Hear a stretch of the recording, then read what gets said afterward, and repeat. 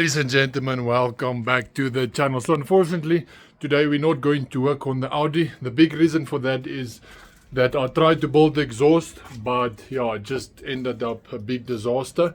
So I did take it into the Graaf. They're going to send me a quote. So it is Tuesday, and then on Wednesday they're going to give me a quote, and then we're going to decide if they're going to do it or not, but I prefer for them to do it. The reason for that is that they know what they're doing. They've been doing it for how long, so they are experienced with it. The reason for this video, there's actually 3 upcoming videos whereby many subscribers have asked for the video. So yeah, the next 3 videos is basically just going to be for them, especially just for them. So yeah, on this video we are going to do a lube service on the Ford Figo, as a lot of you have requested to see how to do a lube service, how easy it is, how simple it is. So I'm going to demonstrate to you what we're going to do. So we do have a Ford Figo 1.4 Ambiente 2015 model.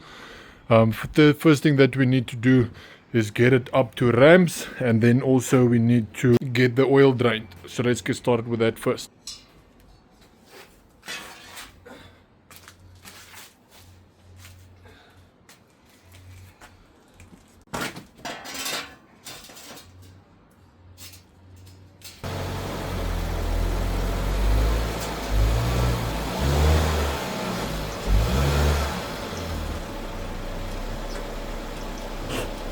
So I'm letting the Figo idle a bit just for the oil to become nice and hot, so it is a bit thinner and it drains easier and faster. The first things that we're going to need is, number 1, use one of those mats. The reason for that is if you spill oil, it doesn't get on your cement, at least it gets on this piece of mat.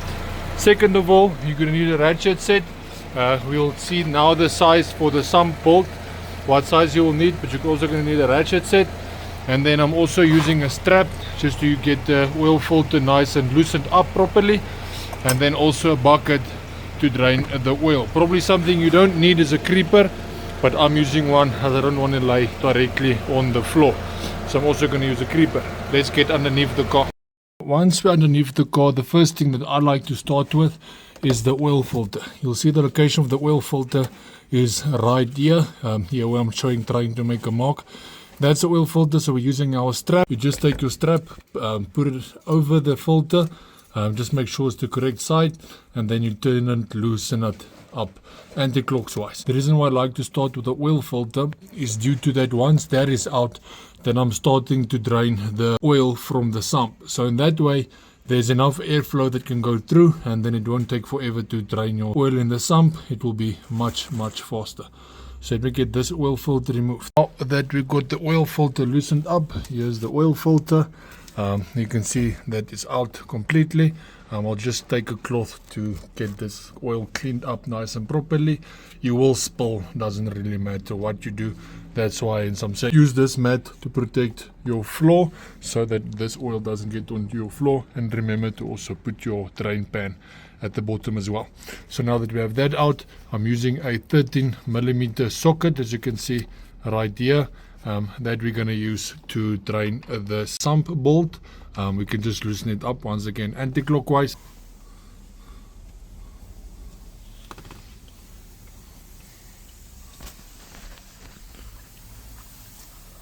With our oil finally drained, I also put back the bolt. Don't make it too tight, as it is aluminium, so it will strip quite easily. So next up, what we need to do now that we know the sump bolt is tightened properly, we need to move back to our oil filter. So something really important with this is that most of the times you'll get your filter where the seal is completely dry. Do not install it when it's dry like this at all, because you might puncture your seal, or it might grab on, then it might pull skew, or it might even tear the seal. So the best thing to do is just take some oil, can be old oil as well. Just dip your finger, while I'm using my finger, just use it a bit, just careful the oil is hot. And then all you do is just rub it all around, just to give it a bit of lubrication. So once that you install it, that the seal isn't dry, so it will grab onto the steel and twist or tear it or anything in that case. So once that is all looped up, you can now just go ahead and install it. So with our sump bolt properly installed, as well as our oil filter. We can now go to the engine, as we need to throw in engine oil. This cars usually take upon 3.9 to 4 liters of oil. Now they recommend 5W30. That's what they say, what they recommend in the engine. But I use 15W40 in the engine, as it's not a high revving engine, it's not a high performance engine, it's not a boosted engine. So yeah, I prefer to use 15W40. It's good oil, and then as well as it's much cheaper, and due to it being cheaper, we can change it in more intervals. So I'm going to throw in 3.9 or 4 liters of oil, and then we're going to take the car down.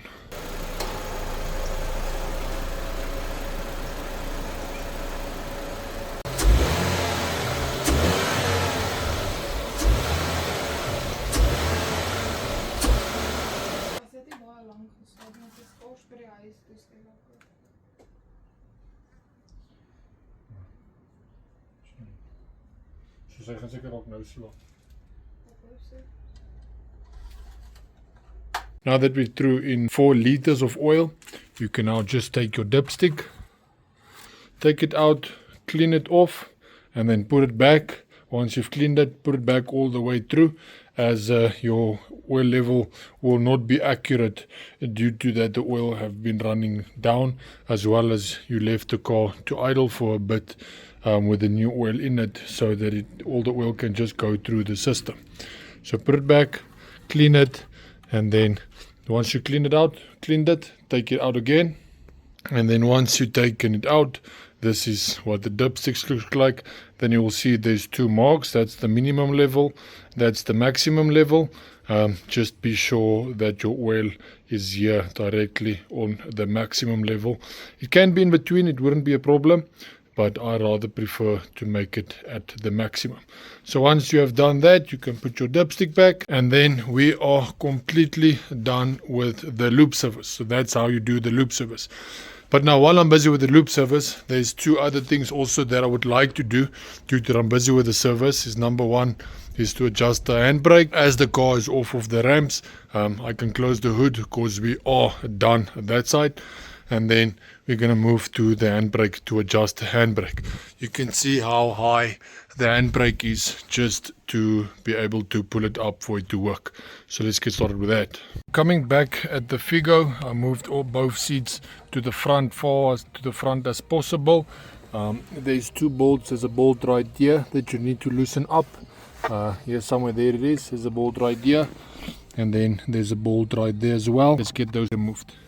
With this bolts on the sides removed, you can now just basically pick it up. It might struggle a bit through there, but just pick it up nice and properly, and then there you can see your full handbrake is where you can adjust your handbrake. So what we're going to do now is just put your car in gear, just to make sure that it's not going to move anywhere. Make sure you're not on a steep hill, because you might roll to the back. Push it up, remove your whole console, as you can see how I removed it here, and then lower your handbrake all the way. And now you can just take your bolt, you can adjust it even with your hand, seems like it, because it's not properly tightened. And then from here you should feel an immediate difference by just tightening it a bit.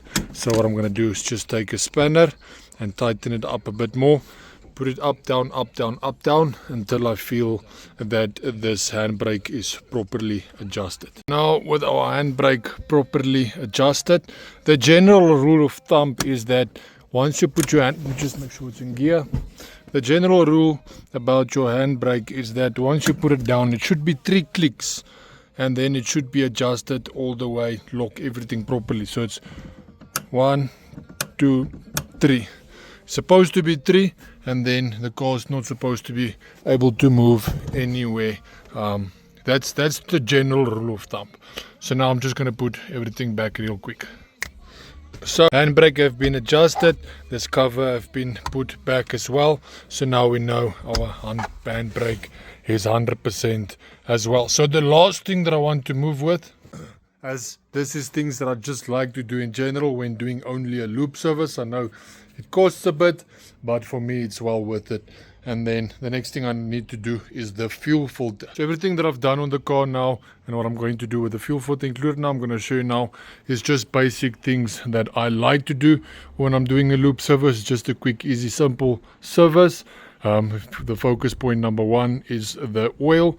That's the most important part for the engine. And then I like to adjust the handbrake as well, as it is a cable, so it gets adjusted every time when we do a service on the car. So the next thing I want to do is get the back of the car on ramps.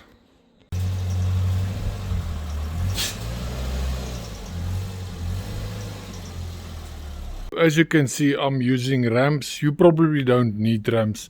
I just don't like to be working under really tight spaces, hence I use it for the front and the back, so you really don't need to use it. But when you use it, please make sure to be safe.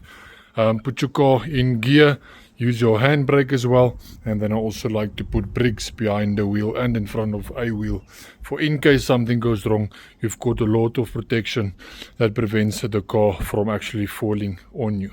So let's get underneath that side, the passenger side. So now that you're underneath the passenger side of your Ford Figo, you'll notice that right here at the back, you just did it like this, you'll notice here is our fuel filter. So to remove it is actually quite easily.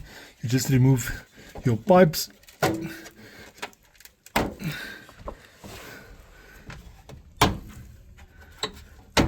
Now that you have that removed, you can also just take it out here at the back. I'm just going to use a screwdriver to pinch it here at the back instead of putting it here, because the chances of pulling it here to break it is quite easily. So I'm just going to use a screwdriver, just pinch it here at the back, and then that side we have it out, and then there's another one. Now our fuel filter is basically out and quite easy to work with. So here's a new fuel filter that we will be replacing it with. There's a part number as well. So now just to remove your fuel filter, you've got your blue clips here at the back. I don't know if you can see it. You just push it in all the way and then just pull it out, and then it will come loose. I'm just going to use both hands as it's a bit uncomfortable. You can clip this, so you unclip this side and then that side as well.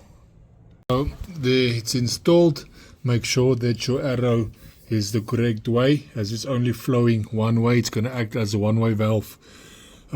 So be sure that you use it the right way. If you're going to turn it around, your fuel will not be able to get to the front. Best way you can test it to see if it's right or not, put it in, start your car, let it idle for a bit. If it dies, then you know that the fuel filter is the wrong way around.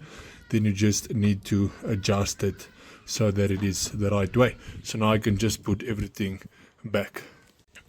So as you can see, everything is now once again tucked nice and neatly away. So now that we have done the whole lube service, oil filter, we also changed the fuel filter, and then we also adjusted the handbrake. So all of that now is done, it's complete. I'm happy with that.